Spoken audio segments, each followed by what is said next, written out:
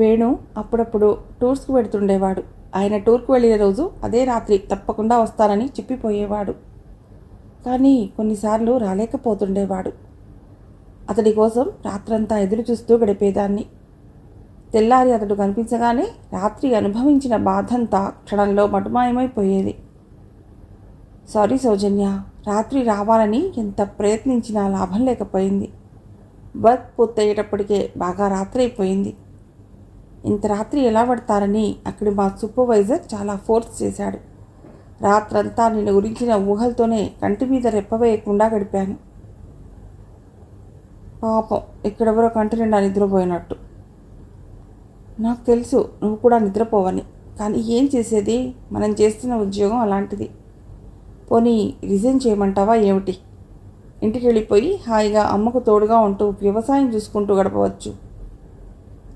చాలండి. అప్పుడే చాలా? ఇంకా ఏం కావాలో? రాత్రి నేను దాచుకున్న క్రెడిట్ చెల్లించవు అంటే తెలీదా?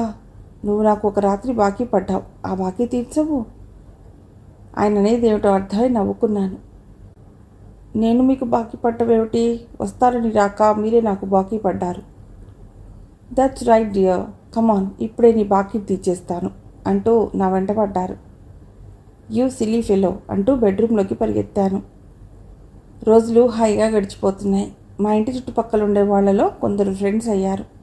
ముఖ్యంగా వేణుతో పనిచేసే జూనియర్ ఇంజనీర్, ఆయన భార్య మాకు చాలా దగ్గరి స్నేహితులు అయ్యారు. అప్పుడప్పుడు వాళ్ళు మా ఇంటికి రావటం, మేము వాళ్ళ ఇంటికి వెళ్ళడం జరుగుతుండేది. ఓసారి మేము నలుగురం కలిసి మా ఆఫీస్ జీప్లో నాగార్జున సాగర్ వెళ్ళొచ్చాం. చాలా సరదాగా గడిచింది ఆ టూర్. ఛాన్స్ దొరికినప్పుడల్లా హైదరాబాద్కు వెళ్ళి 2-3 రోజులు ఉండి వచ్చేవాళ్ళం. 2-3 సార్లు విజయవాడకు కూడా వెళ్ళొచ్చాం. ఇంకోసారి తిరుపతి, మద్రాస్ ప్రోగ్రాం వేసుకున్నాం. నాన్నగారి నుండి అప్పుడప్పుడు ఉత్తరాలు వస్తుండేవి. మమ్మల్ని ఇద్దరిని ఒకసారి వచ్చి పొమ్మని రాస్తుండేవాడు. అన్నయ్య ఎంఎస్సి పాస్ అయి లెక్చరర్గా అపాయింట్ అయ్యాడని తెలిసింది. నాకోసారి వరంగల్ వెళ్ళి రావాలనిపించింది. వేణుతో చెప్తే, ఈ మధ్య ఆఫీస్లో చాలా వర్క్ ఉంటుంది, కొంచెం రెస్ట్ దొరకగానే వెళ్ళొద్దాం అన్నాడు. రోజులు ఎప్పుడు ఒకేలా గడిస్తే జీవితంలో సొగసే ఉంటుంది. మాకు కూడా నెమ్మదిగా కొన్ని కలవరపెట్టే సమస్యలు తలెత్తాయి. ఈ మధ్య ఎందుకో కానీ వేణులో పూర్వపు ఉత్సాహం కనిపించటం లేదు. ఏదో పరాగ్గా, యాబ్సెంట్ మైండెడ్గా ఉంటున్నాడు. ఆఫీస్ నుండి చాలా అలసిపోయినట్టుగా విసుగ్గా వస్తున్నాడు. పూర్వంలా జోక్స్ వేయటం, నవ్వించటం, పిక్చర్స్కి వెళ్ళటం బాగా తగ్గిపోయింది. కొన్నిసార్లు నేను బాధపడతానేమోనని ఆయన బలవంతంగా ఉత్సాహాన్ని తెచ్చుకునేవాడు. ఒకరోజు అడిగాను, ఏమండి, ఈ మధ్య మీరు చాలా విసుగ్గా, నిరుత్సాహంగా కనిపిస్తున్నారు, కారణం నాతో చెప్పకూడదా? నీవి ప్రశ్న అడుగుతావని అనుకుంటూనే ఉన్నాను. మొదటి నుంచి నేను నియమాన్ని పాటించాలని నిర్ణయించుకున్నాను. నా ఉద్యోగ జీవితాన్ని, మన దాంపత్య జీవితాన్ని రెండింటినీ పూర్తిగా వేరుగా ఉంచాలని. మన దాంపత్య జీవితాన్ని, నా ఉద్యోగం, నా ఆఫీసు, ఆ గొడవలు ఏ విధంగానూ డిస్టర్బ్ చేయకూడదనుకున్నాను. అందుకే ఆ గొడవలేవి నీతో ఎప్పుడూ చెప్పలేదు. కానీ ఈ మధ్య మా ఆఫీసు గొడవలు నన్ను కుంగదీస్తున్నాయి. నీతో చెప్తే నువ్వు బాధపడతావని. మనం మన దాంపత్య జీవితాన్ని ప్రారంభించిన మొట్టమొదటి రోజు మీరే అన్నమాట. మీరే ఇంత త్వరగా మర్చిపోతారని నేను కల్లో కూడా అనుకోలేదు అన్నాను కోపంగా. ఏమన్నాను? ఈ క్షణం నుండి సుఖమైన, దుఃఖమైన మనిద్దరం చెరిసగం పంచుకోవాలన్నారు. అది మర్చిపోయి ఎంత బాధను మీరే అనుభవిస్తున్నారన్నమాట అన్నాను. ఆయన నవ్వాడు. అసాధ్యురాలివే, నా మాట నాకే అప్పచెప్పావన్నమాట. Really sorry dear. మీ సారీలు గిరీలు తర్వాత కానీ అసలు సంగతి చెప్పండి. ఏం చెప్పను? నువ్వు చూస్తున్న జీవితానికి, నేను చెప్పబోయే జీవితానికి ఎక్కడా పొంతన లేదు. నిజానికి నేను 2 విభిన్న ప్రపంచాల్లో జీవిస్తున్నాను. ఒకటి నువ్వు నేను తప్ప ఎవ్వరూ లేని ఒక సౌందర్య విలసిత మనోహర మనోజ్ఞ స్వాప్నిక ప్రపంచం. రెండవది ఎంతోమంది దొంగలు, దగాకోర్లు, మోసగాళ్లతో, అవినీతి, కుళ్ళు, కుత్సితాలతో నిండిన నిజమైన ప్రపంచం. చాలా రోజుల తర్వాత నేను నీతో నిండిన స్వాప్నిక ప్రపంచంలో విహరిస్తూ ఈ 2వ ప్రపంచాన్ని పట్టించుకోలేదు. కానీ ఇప్పుడు ఆ 2వ ప్రపంచాన్ని పట్టించుకోక తప్పటం లేదు అన్నాడు వేణు చాలా గంభీరంగా. మీరనేది ఏమిటో నాకు అర్థం కావటం లేదు. మీ కవిత్వాన్ని కాసేపు కట్టిపెట్టి కొంచెం స్పష్టంగా చెప్పండి అన్నాను. ఏమీ లేదు, ఈ ఉద్యోగం మహా బోర్ కొడుతోంది. అప్పుడప్పుడు రిజైన్ చేయాలనిపిస్తోంది. ఇంటికెళ్ళి ఆ ఉన్న 5 ఎకరాల పొలం సాగు చేసుకుంటే బతకలేకపోతామా అనిపిస్తోంది. ఎందుకండి ఉద్యోగం రిజైన్ చేయాలన్నంత విసుగు ఎందుకు కలిగింది మీకు? ప్లీజ్ చెప్పండి అన్నాను. దేశంలో ఎక్కడ చూసినా అవినీతి, లంచగొండితనం పెచ్చుపెరిగిపోతున్నాయి. అంతా వాటిని మామూలు జీవితంలోని మామూలు విషయాలుగా చూస్తున్నారు. అంతా వాటికి అలవాటు పడిపోయారు. ఎవ్వరూ వాటిని ఎదిరించాలని ప్రయత్నించటం లేదు. ఎవరైనా వాటిని ఎదిరించాడనుకో, అలాంటి వాడికి జీవితం ప్రతి క్షణం నరకప్రాయమైపోతున్నది. నేను పనిచేస్తున్న డిపార్ట్మెంట్లో లంచాలు తీసుకోవటానికి చాలా అవకాశం ఉంది. అందువల్ల సూపర్వైజర్ల నుండి సూపరింటెండెంట్, ఇంజనీర్ దాకా అంతా లంచాలు తినేవాళ్లే. అందరూ వాటాలు పంచుకునేవాళ్లే. కాంట్రాక్టర్లు వీళ్ళు కలిసి గవర్నమెంట్ సొమ్మును, అంటే ప్రజల సొమ్మును మింగుతున్నారు. ఈ కుళ్ళును ఎలా రూపుమాపాలో అర్థం కావటం లేదు. ₹1,00,000 రోడ్డును 20-30 వేలతో పూర్తి చేస్తాడు కాంట్రాక్టర్. ₹1,00,000 వాడి బిల్లును పాస్ చేయమంటాడు. ఏమన్నా అంటే మీరు మా వాటా తీసుకోండి అంటాడు. చెక్ మెషర్కు వెళ్ళి మనం ఏమన్నా అభ్యంతరాలు తెలియజేసి వాడి డీల్స్ పాస్ కాకుండా చేస్తే ఆ కాంట్రాక్టర్తో శత్రుత్వం. వాళ్ళు మన మీద చాలా రకాలైన ఒత్తిళ్లను తెస్తుంటారు. మొత్తానికి మొత్తం మన సిస్టమే ఇలాంటి కుళ్ళుతో నిండిపోయింది. ఈ సిస్టంలో మనము ఒక పార్ట్ అండ్ పార్సల్ అయిపోతే తప్ప ఇందులో ఇవ్వడలేం. అందరిలా నేను కళ్ళు మూసుకుని కాగితాల మీద సంతకాలు పెట్టేస్తే ఆ వాటా నాకు వస్తుంది. ఎక్కడా చిక్కే లేదు. కానీ నేను అలా చేయలేకపోతున్నాను. అందరిలా కళ్ళు మూసుకోలేకపోతున్నాను. నా అంతరాత్మను చంపుకోలేకపోతున్నాను. నా వ్యక్తిత్వాన్ని మార్చుకోలేకపోతున్నాను. రోజు రోజుకు ఈ సమస్య చాలా వికృత రూపం ధరిస్తోంది. ఏం చేయాలా అన్న సంఘర్షణ నన్ను కుంగదీస్తోంది. ఆయన చాలా బాధగా కళ్ళు మూసుకున్నాడు. మీరు కూడా అందరిలా ఎందుకు ఉండకూడదు అన్న నాలిక చివరిదాకా వచ్చిన మాటను దిగమింగాను. ఈ మాత్రం సలహా ఇవ్వటానికా నాకు ఆయన అంతసేపు చెప్పింది? అందరిలా ఆయన ఉండగలిగితే ఏనాడో ఉండేవాడు. సమస్యను అర్థం చేసుకోవడం తప్ప ఆయన్ను ఎలా ఓదార్చాలో నాకు అర్థం కావటం లేదు. ఆయన నాకు ఆ సంగతులన్నీ చెప్పినప్పటి నుండి ఆయన ఆఫీస్ పెడుతున్నాడంటే ఎంతో భయం వేసేది. ఎవరితో ఏం గొడవ పడుతున్నాడో, ఎంత బాధను, ఎంత సంఘర్షణను అనుభవిస్తున్నాడో అనుకునేదాన్ని. అప్పటి నుండి రోజు వేణు తన ఆఫీస్ విషయాలు చెప్పడం మొదలెట్టాడు. ఒకవేళ ఆయన చెప్పడానికి వెనుకాడినా నేను బలవంతం చేసి చెప్పించేదాన్ని. నిజం సౌజన్య, మొదట్లో నీకు ఈ విషయాలు చెప్పి నిన్ను బోర్ చేయటం, బాధ పెట్టడం ఎందుకు అనుకునేవాడిని. నాలో నేను ఆ విషయాన్ని ఇముడ్చుకునే ప్రయత్నం చేసేవాడిని. కానీ ఇప్పుడు నీకు ఈ విషయాన్ని చెప్తుంటే ఎంతో తేలిగ్గా ఫీల్ అవుతున్నాను. ఎంతో రిలీఫ్గా ఉంటుంది. పంచుకోవడంలోని ప్రయోజనం ఇంతేననుకుంటాను. మనిషికి తోడు కావాలి, ఒంటరిగా జీవించలేడు అన్నాడు వేణు ఒకరోజు. ఇవాళ టూర్కి వెళ్ళాను. మా సూపర్వైజర్తో పెద్ద గొడవ అయింది. వాడు కాంట్రాక్టర్ పూర్తిగా కలిసిపోయారు. ఇవాళ ఓ కాంట్రాక్టర్తో పెద్ద గోల అయింది. ఈవేళ మా ఏఈ గారితోనే గొడవ అయింది. నేను చాలా రిజిడ్గా ఉంటున్నానంట. కొంచెం టాక్ట్ఫుల్గా ఉండాలి వేణుగోపాలరావు గారు అంటాడు. అంటే అతడి ఉద్దేశం, నువ్వు కూడా అందరిలా ఎందుకు ఉండకూడదు, అనవసరమైన గొడవలు ఎందుకు పెట్టుకుంటావు అని. రోజు రోజుకు నేను మా ఆఫీస్లో చాలా అన్పాపులర్ అయిపోతున్నాను సౌజన్య. పియోన్స్ నుండి పై ఆఫీసర్స్ వరకు నా గురించి వీడికి తినటం తెలియదు, తిననీయటం తెలియదు అనుకుంటున్నారు. ఎందుకు పనికిరాని ఓ చాదస్తపు మనిషికి ఇంత జమ కడుతున్నారు నన్ను. ఆఫీస్లో మామూలుగా కూర్చోలేకపోతున్నాను. ఇలా వేణు రోజు ఏదో ఒకటి తన ఆఫీసుకు సంబంధించిన విషయం చెప్తుండేవాడు. ఒకరోజు నేను అన్నాను, ఎవరేమంటే మనకేమండి, మన అంతరాత్మలు నిర్మలంగా స్వచ్ఛంగా ఉన్నంతకాలం మనం ఎవరిని పట్టించుకోవాల్సిన అవసరం లేదు. మనల్ని మనం మోసగించుకోకపోతే చాలు. మనం మంచిగా ఉండటమే కాదు, ఆ మంచిగా ఉన్నప్పుడు ఎదురయ్యే ఇట్లాంటి సమస్యల్ని ఎదుర్కొనే మనోనిబ్బరం కూడా మనకు ఉండాలి. ఎందుకంటే ఈ రోజుల్లో మంచిగా నిజాయితీగా బతకడం అంటే ఏటికి ఎదురెదటం లాంటిది. అందుకే మంచిగా ఉండాలనుకునే వాడికి మంచిగా ఉండాలన్న ఆశయమే కాదు, ఆ ఆశయాన్ని అమలుపరచడానికి కావలసిన ధైర్యం కూడా కావాలి. పిరికివాడి ఆశయం కేవలం ఆశయంగానే మిగిలిపోతుంది. నా మాటలు వింటున్న వేణు నాకేసి రెప్పవాల్చకుండా చూశాడు. గొప్ప అపరాధనా భావంతో ఆ కళ్ళు వెలిగిపోతున్నాయి. నన్ను తన దగ్గరకు తీసుకుంటూ, ఎంత బాగా చెప్పావు డియర్.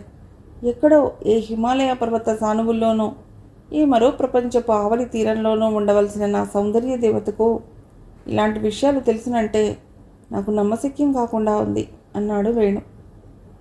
చాలండి, నన్ను మరీ అమాయకురాలను లేక ఓ దేవతను చేయకండి. నేను ఎక్కడో వేరే ప్రపంచంలో బతకడం లేదు. నేను కూడా మీతో పాటే ఈ వాస్తవిక ప్రపంచంలోనే బతుకుతున్నాను. ఈ వాస్తవిక ప్రపంచంతోనే నాకు సంబంధం ఉంది అన్నాను. నిజంగా? సరే, ఒప్పుకున్నాం అని కాసేపు ఆగి సీరియస్గా, నువ్వన్నట్టు ఆశయం ఉండటమే కాదు, ఆ ఆశయాన్ని సాధించటానికి మనిషికి ఎంతో ధైర్యం కావాలన్నది ఎంతో నిజం. కానీ అప్పుడప్పుడు నాలో ఆ ధైర్యం, ఆ మనోనిబ్బరం సడలుతుంటాయి.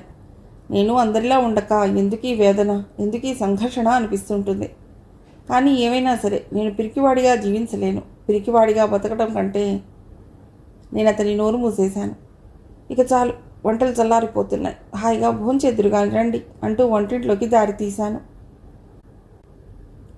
సరిగ్గా ఈ రోజుల్లోనే వేణుకు జూనియర్ ఇంజనీర్ నుండి అసిస్టెంట్ ఇంజనీర్గా ప్రమోషన్ వచ్చింది. ఆయన పెద్దగా సంతోషించలేదు. అసిస్టెంట్ ఇంజనీర్ అంటే ఇంకా ఎక్కువ బాధ్యతలు, ఇంకా ఎక్కువ ఒత్తిళ్ళు, ఇంకా ఎక్కువ గొడవలు. కానీ గుడ్డిలో మెల్ల ఏమిటంటే ఎక్కడికి ట్రాన్స్ఫర్ చేయకుండా ఏఈగా కూడా ఇక్కడే పోస్ట్ చేశారు. మా వాళ్ళంతా పార్టీ ఇవ్వమని గోల పెడుతున్నారు. ఓ చిన్న పార్టీ అరేంజ్ చేద్దామా అన్నాడు వేణు. 3-4 రోజుల తర్వాత మా ఇంట్లోనే సింపుల్గా టీ పార్టీ అరేంజ్ చేశాం. వేణు ఆఫీస్లో పనిచేసే వాళ్ళలో చాలామంది వచ్చారు. వేణు ఏఈ అయినప్పటి నుండి ఆయన బాధ్యతలు నిజంగానే పెరిగాయి. ఆయన ఇంట్లో ఉండటమే తక్కువైపోయింది.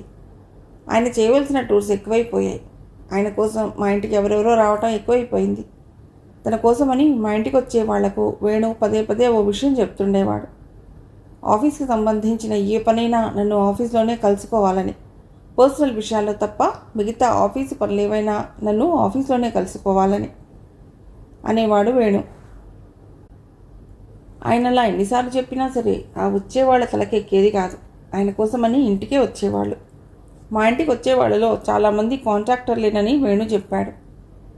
వేణుకు ప్రమోషన్ రాకుండా ఉంటేనే బాగుంటుంది అనుకునేదాన్ని అప్పుడప్పుడు. ఏఈ అయ్యాక ఆయన రోజు రోజుకు నాకెంతో దూరమైపోతున్నాడనిపించింది. ఆయనలో అశాంతి, విసుగు, అలసట ఎక్కువైపోయాయి. ఇలా ఉండగా ఒకరోజు ఈ భయంకర సంఘటన జరిగింది. రాత్రి 10 గంటలు దాటింది. ఆ రోజు మేము చాలా రోజుల తర్వాత ఫస్ట్ షో పిక్చర్కి వెళ్ళి అప్పుడే వచ్చాం. మేము ఇంటికి వచ్చామో లేదో మా ఇంటి ముందు ఓ కారు వచ్చి ఆగింది. కారులోంచి ఓ పెద్ద మనిషి దిగాడు. ఏఈ వేణుగోపాలరావు గారి ఇదేనా అండి అన్నాడు అతడు వేణుతోనే. అవునవును, నేనే వేణుగోపాలరావును అన్నాడు వేణు. ఓహో అలాగా, నమస్కారం అండి, మీతో కొంచెం మాట్లాడాలి అన్నాడు అతడు. ఆఫీసు వ్యవహారాలైతే నేను ఇంటి దగ్గర మాట్లాడాను. దయచేసి రేపు మీరు మా ఆఫీస్కి వస్తే బాగుంటుంది అన్నాడు వేణు. మీరు ఇలా అంటారని మాకు తెలిసిందనుకోండి, కానీ చాలా అర్జెంటు విషయం ఒకటి మీతో మాట్లాడాలి.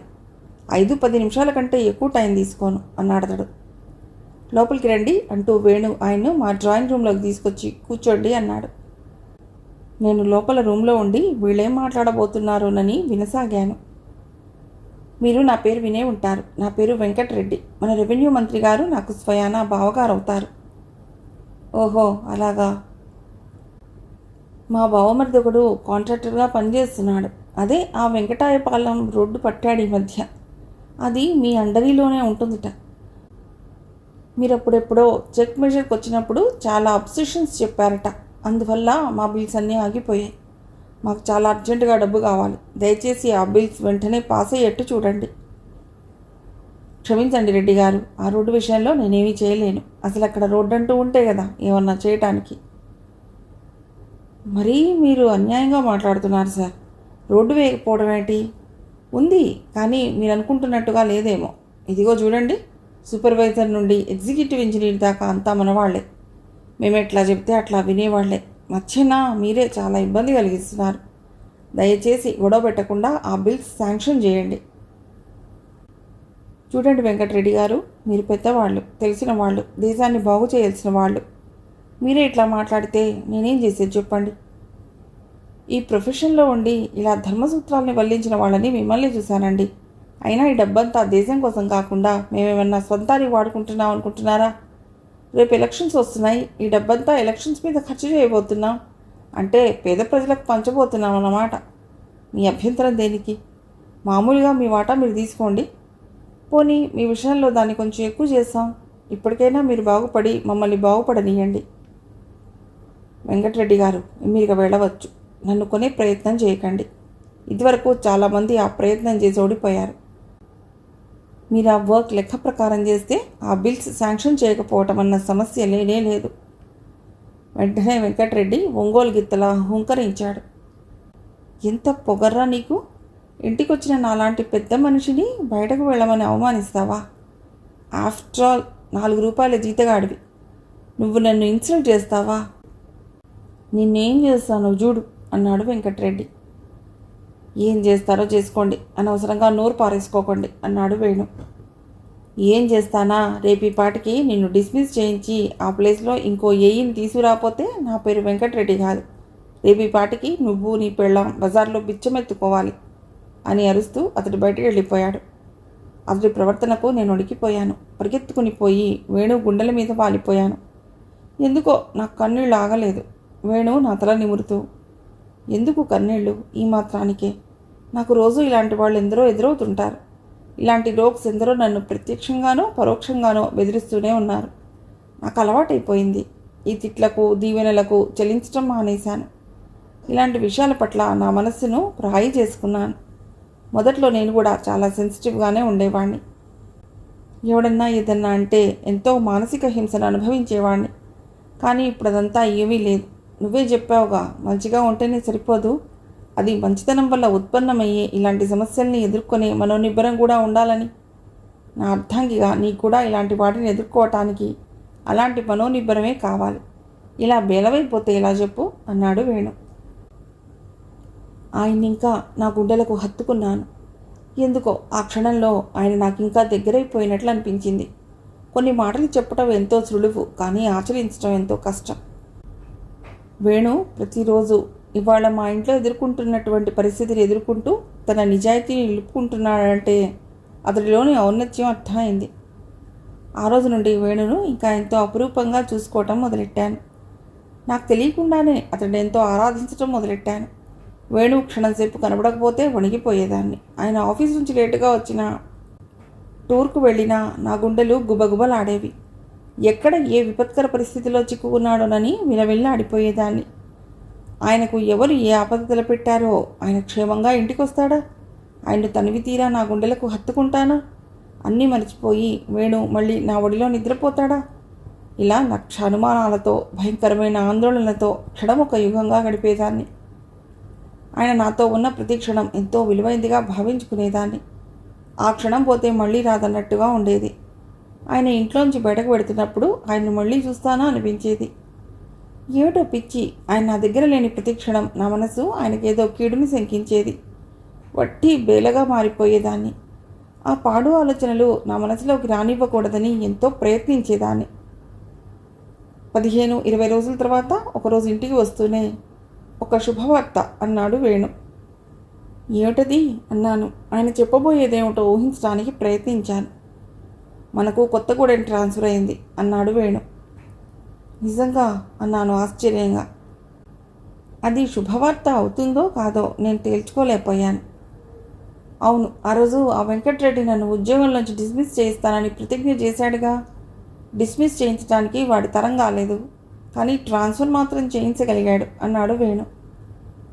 ఓహో, ఇది అతడి ప్రతాపమేనా? కానీ కొత్తగూడెం మనకు చాలా దూరం అయిపోతుందేమో. పైగా అది అడవి ప్రాంతం, బొగ్గుగనుల ప్రాంతం. ఎలా ఉంటుందో ఏమో అన్నాను. గవర్నమెంట్ ఉద్యోగం అన్నాక ఎక్కడికి పొమ్మన్నా పోవాల్సిందే. అయినా ఇదేమంత పెద్ద దూరమని. అసలు ఈ రోజుల్లో దూరం ఏమిటి, చంద్రమండలం వెళ్ళొస్తుంటే. కొత్తగూడెం ఇప్పుడు పెద్ద ఇండస్ట్రియల్ సెంటర్ అయిపోయింది. బాగానే ఉంటుంది.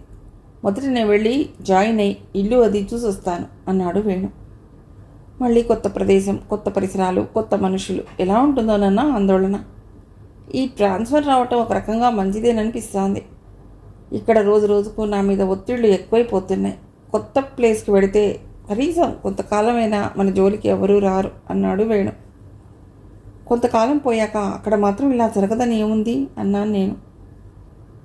అది నిజమేననుకో, కానీ కొంతకాలమైనా మనకు కాస్త రిలీఫ్గా ఉంటుంది. అదృష్టవశాత్తు మనకు అక్కడ కూడా ఓ వెంకటరెడ్డి లాంటి వాడు తగిలితే మనకు మళ్ళా ఏ శ్రీకాకుళమో ఆదిలాబాదో ట్రాన్స్ఫర్ రావచ్చు. అమ్మ బాబోయ్, మరీ ఎంత భయపడకు, మనం మొత్తం ఆంధ్రప్రదేశ్ అంతా తిరగబోతున్నామని సంతోషించు అన్నాడు వేణు. వేణుకు ట్రాన్స్ఫర్ అయిందని తెలిసి వాళ్ళు వీళ్ళు వచ్చి పలకరించిపోసాగారు. వాళ్ళ ఆఫీస్లో ఆయనకు ఫేర్వెల్ పార్టీ కూడా అరేంజ్ చేశారు. మా పక్క పోర్షన్లోనే ఉంటున్న జూనియర్ ఇంజనీర్ వారి సతీమణి మమ్మల్ని భోజనానికి కూడా పిలిచారు. ఖమ్మంలో ఉన్నది 2 ఏళ్లే అయినా అప్పుడే ఆ ఊరితో ఏదో అనుబంధం లాంటిది ఏర్పడిపోయింది. ఆ ఊరు విడిచి వెళ్ళబోతున్నామంటే బాధతో గుండెలు బరువెక్కాయి. ఈ ఊళ్ళో, ఈ ఇంట్లో మా కాపురంలోని మొదటి రోజులు ఎంతో హాయిగా గడిచాయి. ఎన్నో మధుర క్షణాల్ని మా గుండెల్లో నింపుకున్నాం. ఎన్నో కలల్ని నిజాలుగా మార్చుకుని కలల్లో కూడా అనుభవించని గొప్ప ఆనందాన్ని అనుభవించాం. తర్వాతి రోజుల్లో ఎంతో ఆందోళన, దిగులు, బాధ, అనుమానం అనుభవించాం. ఏమైనా మా జీవితంలో ఒక అధ్యాయం ముగిసి మరో కొత్త అధ్యాయం ప్రారంభమవుతోందనిపించింది. మాకు ట్రాన్స్ఫర్ అయినట్టు తెలియగానే మా అమ్మా నాన్నలు నన్ను తీసుకువెళ్ళడానికి వచ్చారు. 2-3 రోజులు ఉన్నాక నేను మా అమ్మా నాన్నలతో వరంగల్కు, వేణు కొత్తగూడెంకు వెళ్ళిపోయాం. ఒక 4 రోజుల పాటు నేను మా ఊళ్ళో గడిపాను. వేణు ఈ మధ్యలో 4-5 ఉత్తరాలు రాశాడు. కొత్తగూడెం టౌన్ బాగానే ఉందిట, అన్ని సౌకర్యాలు ఉన్న మంచి ఇల్లే దొరికిందిట. ఆయన అనుకున్నట్టు కొత్త కాబట్టి ఆయన ఆఫీస్లో అందరూ గౌరవంగానే చూస్తున్నారట. టూర్స్కి వెడితే కొన్ని అడవి ప్రాంతాలకు కూడా వెళ్ళవలసి వస్తున్నదిట. ఒకరోజు కొంచెం షాపింగ్ చేద్దామని బజార్కి వెడితే జెన్నిఫర్ కనిపించింది. హాయ్ సౌజన్య, ఎప్పుడొచ్చావు అంది జెన్నిఫర్ చాలా ఆప్యాయంగా. హాయ్ జెన్నీ, బాగున్నావా? నేను వచ్చి 15 రోజులు అవుతుంది. ఎలా ఉన్నావు, ఏం చేస్తున్నావు అన్నాను ఎంతో ఉత్సాహంగా.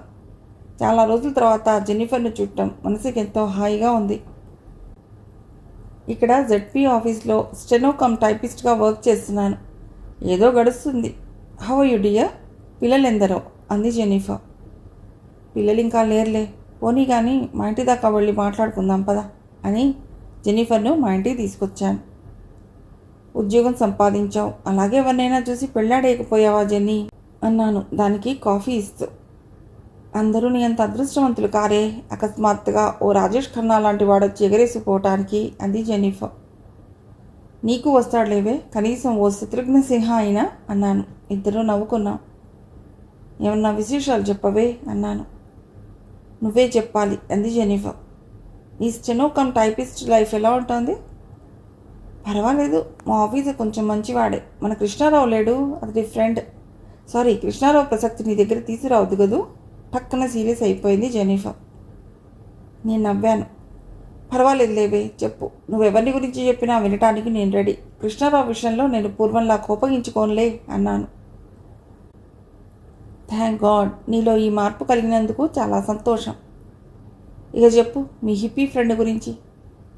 నిజంగానే ఫ్రెండ్ అతడు. అతడి కారణంగానే నాకు ఈ జాబ్ దొరికింది. ఏమిటి, కృష్ణారావు జాబ్స్ ఇప్పించే అంతటి వాడయ్యాడా? రాజకీయ నాయకుడైపోయాడేమిటి? రాజకీయ నాయకుడా పాడా, అదేం లేదు. మా ఆఫీసర్ కృష్ణారావు ఎప్పుడో చిన్నప్పుడు చాలా ఫ్రెండ్స్ ఇట్ట. మా ఆఫీసర్కు కృష్ణారావు అంటే చాలా అడ్మిరేషన్ ఉంది. దేని మీద కాన్సన్ట్రేట్ చేయని మనస్తత్వం కావటం వల్ల కృష్ణారావు అలా అయిపోతున్నాడు. కానీ లేకపోతే అతడి తెలివితేటలకు ఐఏఎస్ ఆఫీసర్ కావాల్సిన వాడు అంటాడు. నా గురించి ఒకసారి చెప్పగానే నాకు ఈ జాబ్ ఇచ్చేశాడు. అయితే కృష్ణారావు ఇప్పుడు ఏం చేస్తున్నాడు? అన్నీ వదిలేసి ఇప్పుడు ఆర్ట్ మీద పడ్డాడు. బొమ్మలు వేస్తున్నాడు. అతడికి బొమ్మలు వేయడం కూడా తెలిసేమిటి? కృష్ణారావు నా పెళ్ళప్పుడు పంపించిన ఉయ్యర్ హయ్యూం రూపాయలు గుర్తుకొచ్చాయి. అతడికి తెలియదంటూ లేదు సౌజన్య. హీఈస్ ఏ బోర్న్ ఆర్టిస్ట్. కానీ అతడికి దేని మీద శ్రద్ధ లేదు. మనిషిలో ఎందుకో కానీ ఒక విపరీతమైన నిర్లిప్తత, దేని మీద నమ్మకం లేదు, నిలకడా లేదు. అతడి మీద అతడికి ఏమాత్రం కూడా కంట్రోల్ లేదు. ఏ క్షణానికి ఏం చేయాలనిపిస్తే అది చేసేస్తాడు. A strange fellow. ఇప్పుడు ఎక్కడున్నాడు? సరిగ్గా ఎక్కడున్నాడో తెలీదు. అప్పుడెప్పుడో ఒకసారి కలిసి చాలా దూరం వెళ్ళిపోతున్నాను అన్నాడు. ఎక్కడికైనా అడవి ప్రాంతాలకు వెళ్ళి అక్కడ నివసించే కోయవాళ్ల జీవన విధానాన్ని స్టడీ చేయాలని ఉందని చెప్పాడు. అలాగా.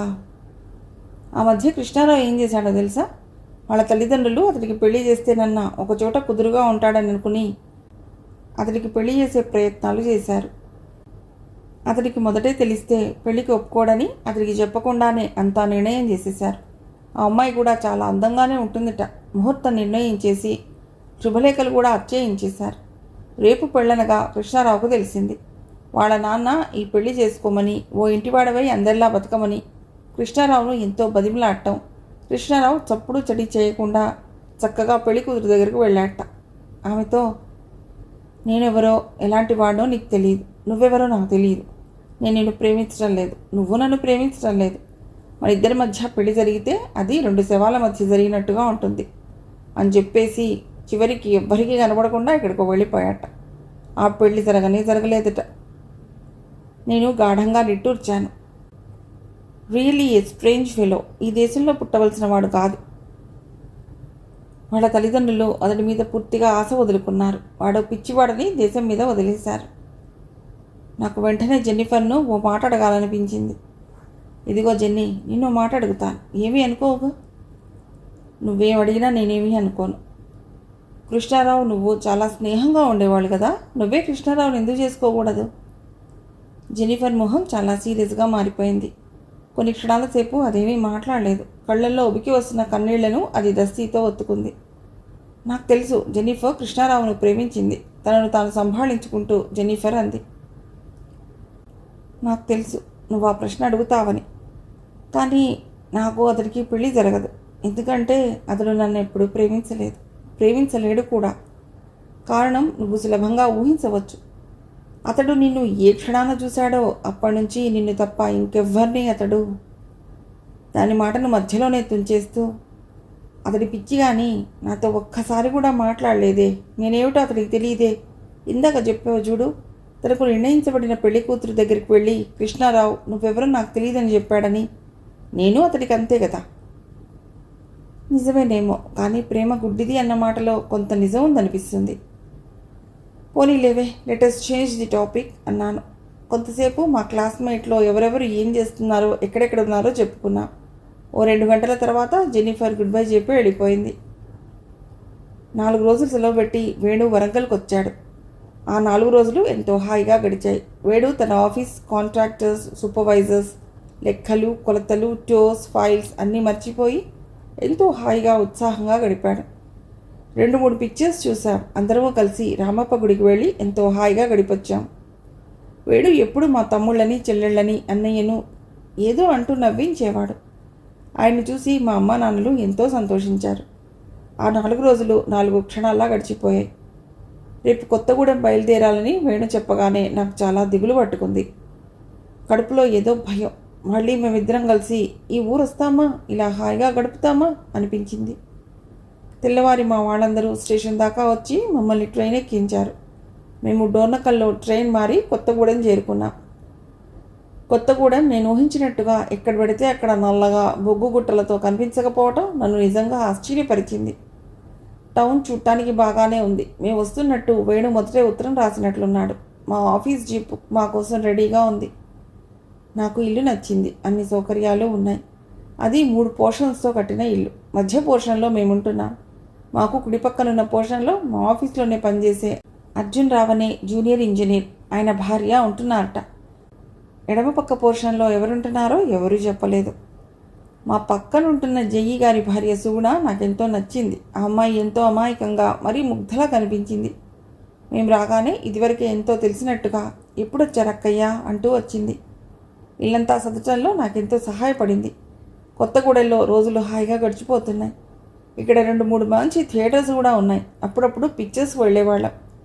వేణు ఇంట్లో లేనప్పుడు ఏదైనా చదువుతూనో సుగుణతో మాట్లాడుతూనో గడిపేదాన్ని. సుగుణ జయ్యి గార్లది కొత్త కాపురం. వాడిద్దరికీ అంతా కొత్త. ఆ అమ్మాయి మరీ అమాయకురాలు. భర్త కొంచెం విసుక్కుంటే చాలు ఆ అమ్మాయి ఏడుస్తూ ఓ మూల కూర్చునేది. అతడు సముదాయించలేక చచ్చేవాడు.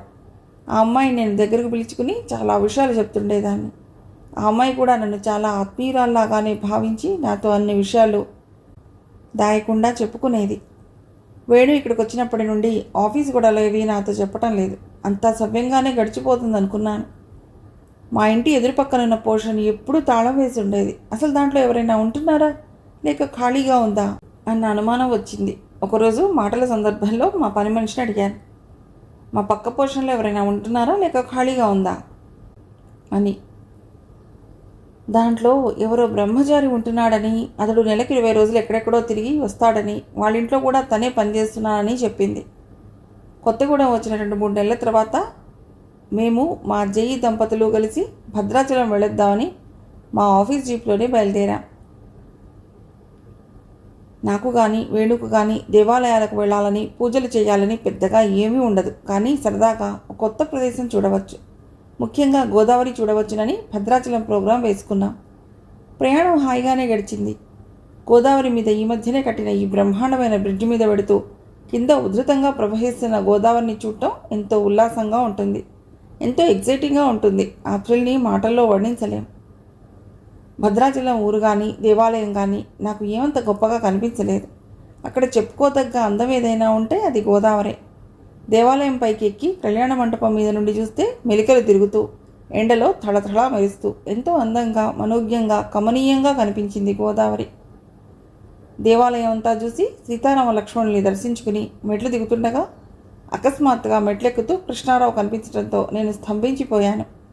అతడి పక్కన ఎవరో తెల్లామె, ఏ అమెరికన్నో అయి ఉంటుంది. నేను వెంటనే కృష్ణారావును గుర్తుపట్టలేకపోయాను, కానీ కొన్ని క్షణాల్లోనే అతన్ని పోల్చుకున్నాను.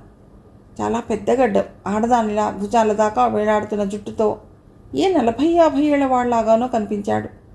స్టూడెంట్గా ఉన్నప్పటికీ ఇప్పటికీ ఇతడెంతో చిక్కిపోయినట్టు అనిపించాడు. అతడి కళ్ళు లోపలికి పీక్కుపోయాయి. నల్ల పైజామా, లాల్చీ వేసుకున్నాడు. కళ్ళకు గాంధీ కళ్ళజోడు పెట్టుకున్నాడు. పక్కనున్న ఆ తెల్లామెకు ఏదో చెప్తూ మెట్లెక్కుతున్నాడు. అతడి వైపు చూడకూడదనుకున్నాను, కానీ అప్రయత్నంగా మా ఇద్దరి కళ్ళు కలుసుకున్నాయి. నన్ను గుర్తించినప్పుడు అతడి కళ్ళల్లో వెలిగిన జ్యోతుల్ని చూశాను. హలో కృష్ణారావు గారు అంటూ మా జేఈ అర్జున్ రావు అతన్ని విష్ చేశాడు. వాడిద్దరికీ ఇదివరకే పరిచయం ఉన్నది. హలో అర్జున్, ఏమిటి ఇలా వచ్చారు అన్నాడు కృష్ణారావు అర్జున్ రావుతో షేక్ హ్యాండ్ చేస్తూ. ఊరికే చూద్దామని మా ఏఈ గారి దంపతులు మేము కలిసి వచ్చాం. వీరు వేణుగోపాలరావు గారు, మా అసిస్టెంట్ ఇంజనీర్. వారి శ్రీమతి సౌజన్య. ఈవిడ నా శ్రీమతి సుగుణ అంటూ అర్జునరావు మా పరిచయాలు చేశాడు. వేణు కృష్ణారావుతో షేక్ హ్యాండ్ చేశాడు. మేమిద్దరము నమస్కారం చేశాం. కృష్ణారావు నాకు ఇదివరకే తెలుసునని చెప్దాం అనుకున్నాను, కానీ ఇప్పుడెందుకులే చెప్పటం అనిపించింది. కృష్ణారావు కూడా నేను తనకి ఇదివరకే తెలుసునన్న భావాన్ని ఎక్కడా కనిపించనీయలేదు. కృష్ణారావు తన పక్కనున్న తెల్లామని పరిచయం చేశాడు. Meet my friend, she is miss Gladys. Indian temples మీద రీసెర్చ్ చేస్తోంది. She belongs to Wisconsin university. ఏదో స్కాలర్షిప్ మీద ఇక్కడికి వచ్చింది. పాపం, ఆమె అడిగే విషయాలు ఇక్కడ ఎవరూ చెప్పటం లేదు. ఈమె భాష కూడా ఇక్కడ ఎవరికీ అర్థం కావటం లేదు. ఆమెకు టెంపుల్ చూపిస్తూ ఆమె అడిగే విషయాలు చెప్తున్నాను అన్నాడు కృష్ణారావు. అర్జున్ రావు మా కేసు తిరిగి, ఇంతకు కృష్ణారావుని మీకు పరిచయం చేయలేదు కదూ. ఈయన కృష్ణారావు అని ఆర్టిస్ట్. ఈయన ప్రస్తుతం మన కొత్తగూడెంలో మన ఇంటి పక్కనే ఉంటున్నాడు. అదే ఎప్పుడు తాళం వేసి ఉంటుందే ఆ పోర్షన్. ఇక్కడ చుట్టుపక్కల అడవి ప్రాంతాల్లో తిరుగుతూ అక్కడి ప్రజల్ని గురించి ఏదో నవల రాయబోతున్నట్ట. ఆయన బొమ్మలు వేస్తాడు, కవిత్వం రాస్తాడు. మిస్టర్ అర్జున్, ఇక చాలు, అలా వెళ్ళి కాఫీ తాగుదామా అన్నాడు కృష్ణారావు. ఓ ఎస్, దానికేం, ఏమంటారు సార్ అన్నాడు అర్జున్ వేణు కేసు చూస్తూ. కమాన్ పదండి అన్నాడు వేణు. మీరు టెంపుల్ చూస్తుండండి, నేను అరగంటలో వస్తానని ఆ అమెరికన్ అమ్మాయితో ఇంగ్లీష్లో చెప్పి మాతో కలిశాడు కృష్ణారావు. కృష్ణారావు అలా మాతో అకస్మాత్తుగా కలవటం, అతడితో కాఫీ హోటల్కి వెళ్ళటం నన్ను చాలా చిరాకు పరిచింది. వెంటనే అతన్ని తప్పించుకుని వెళ్ళిపోతే బాగుండని అనిపించింది. నన్ను ఇంకో విషయం కూడా కలవరపరిచింది. ఈ కృష్ణారావు మా ఇంటి పక్క పోర్షన్లోనే ఉంటున్నట్ట. ఆ విషయం అర్జున్రావు చెప్పినప్పుడు నా గుండెలు భయంకరంగా కొట్టుకున్నాయి. ఇదివరకే ఈ కృష్ణారావు కారణంగా నేను కాలేజీలో ఎంతో అవమానానికి, అపహాస్యానికి గురయ్యాను. ప్రశాంతంగా సాగుతున్న నా జీవితంలో మళ్ళీ ఇతడి కారణంగా ఏ తుఫాను చెలరేగుతుందోనని వణికిపోయాను. నేను ఇలా పరధ్యానంగా ఏదో ఆలోచిస్తూ నడుస్తున్నాను. చిత్రం ఏమిటంటే, హోటల్ దాకా నడిచే లోపలే వేణు, కృష్ణారావులు మంచి ఫ్రెండ్స్ అయిపోయారు. మీరు మా ఇంటి పక్కనే ఉన్నా మిమ్మల్ని ఎప్పుడూ చూడలేదే అన్నాడు వేణు. నేను మామూలుగా ఇంట్లో ఉండేది చాలా తక్కువ అండి. ఓ 10-15 రోజులు తిరిగాక కొంచెం రెస్ట్ తీసుకుందామని కొత్తగూడెం వస్తుంటాను. అది ఎప్పుడో అర్ధరాత్రి వచ్చి అర్ధరాత్రి వెళ్ళిపోతుంటాను అన్నాడు కృష్ణారావు. మీరు ఆర్టిస్ట్ అని చెప్పారు కదా అర్జున్, మాకు మీ బొమ్మల్ని చూపెట్టకూడదు అన్నాడు వేణు. కృష్ణారావు సిగ్గుపడ్డాడు. అబ్బే, పెద్ద ఆర్టిస్ట్ నేను కాదండి. ఏదో కాలం గడవటానికి కొన్ని పెయింటింగ్స్ వేస్తాను. ఎప్పుడైనా చూపెడతానులేండి. మీరు చూపెట్టకపోతే మేమే మేటి తాళం తీసేసి లోపలికి వస్తాం. జాగ్రత్త అన్నాడు అర్జున్రావు. ఏదో హోటల్లోకి వెళ్ళి ఫ్యామిలీ సెక్షన్లో కూర్చున్నాం. వేణు కృష్ణారావుతో అంత చనువుగా మాట్లాడటం నాకెందుకో నచ్చలేదు. నేను సుగుణ నోరు మెదపకుండా వాళ్ళ సంభాషణను వింటున్నా. మీరు పోయట్ అని కూడా చెప్పారు అర్జున్. మీ పోయిట్రీ అన్నాడు వేణు. పోయిట్రీ ఒకప్పుడు రాసేవాణండి. ప్రస్తుతం ఇక్కడ అడవి ప్రాంతంలో నివసించే కోయవాళ్ళని గురించి ఓ నవల రాస్తున్నాను. ఆ నవలకు కావలసిన మెటీరియల్ కోసమే నేను ఈ ప్రాంతాల్లో తిరుగుతున్నాను. తిరగడం అంటే మామూలు తిరగడం కాదు సార్. వాళ్ళతో తిని, వాళ్ళతో పడుకుని, వాళ్ళ భాష మాట్లాడి పూర్తిగా వాళ్ళలో ఒకడుగా వాళ్ళతో కలిసిపోయాడు. ఒక్కసారి ఎప్పుడో ఏదో టూర్ వెళ్ళినప్పుడు కొందరు కోయ వాళ్ళతో ఈయన కోయ భాష మాట్లాడడం చూసి నేను నమ్మలేకపోయాను అన్నాడు అర్జున్రావు. మై గాడ్, వాళ్ళ మీద నవలు రాయటానికి వాళ్ళతో అంతగా కలిసిపోవాలా? మీరు చాలా అసాధ్యంగా కనిపిస్తున్నారే అన్నాడు వేణు. ఆ మాటలో ఆయనకు కృష్ణారావు మీద ఏర్పడుతున్న అడ్మిరేషన్ స్పష్టంగా వినిపించింది. కృష్ణారావు చాలా సీరియస్గా చెప్పడం మొదలెట్టాడు. నన్ను చాలా ఆశ్చర్యపరిచింది ఏమిటంటే, నేను అక్కడ అతడికి ఎదురుగానే కూర్చున్నానన్న చైతన్యం అతడిలో ఏమాత్రం కూడా కనిపించలేదు.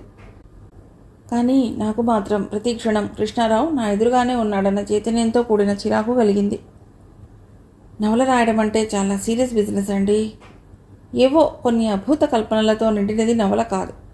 It must be true to life. యథార్థ జీవితాన్ని చిత్రించాలి. అడవి ప్రాంతాల మనుషుల్ని, వాళ్ళ స్వభావాల్ని, వాళ్ళ జీవిత వ్యవహారాల్ని, వాళ్ళ సెక్షువల్ లైఫ్ని చిత్రించాలంటే కొంతకాలం వాళ్ళతో జీవించక తప్పదు. ఎక్కడో హైదరాబాద్లో ఎయిర్ కండిషన్ రూమ్లో కూర్చుని ఇక్కడి కోయవాళ్ళని గురించి రాస్తే ఎలా ఉంటుంది చెప్పండి అన్నాడు కృష్ణారావు. నేను నిప్పుల మీద కూర్చున్నట్టుగా కూర్చుని వింటున్నాను. ఇంతలో సర్వర్ వచ్చాడు. 5 ప్లేట్ పూరి అని ఆర్డర్ ఇచ్చాడు అర్జున్రావు. అడవుల్లో కోయవాళ్లతో నివసించడం అంటే మామూలు విషయం కాదు. మేమైతే ఒకరోజు కూడా అలా ఉండలేకపోయేవాళ్ళం అన్నాడు వేణు.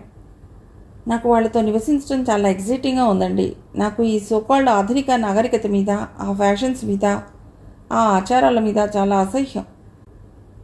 ఆధునిక నాగరికత పేర చాలా నటనలకు, హిపోక్రసీకి, బానిసత్వానికి, దాస్యానికి అలవాటు పడిపోతున్నాం.